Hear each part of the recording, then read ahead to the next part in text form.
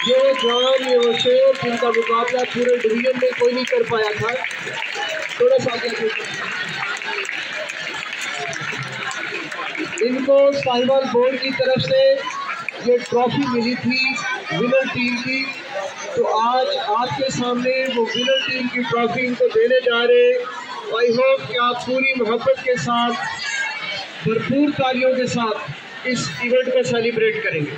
तो मैं गुजारिश करता हूँ जनाब फावर साहब से और डॉक्टर अहमद अली साहब से कि आप इन बच्चों को, कैप्टन को और बाकी पूरी टीम को अपने दस्ते शक्कर से ये ट्रॉफी से नवाजें।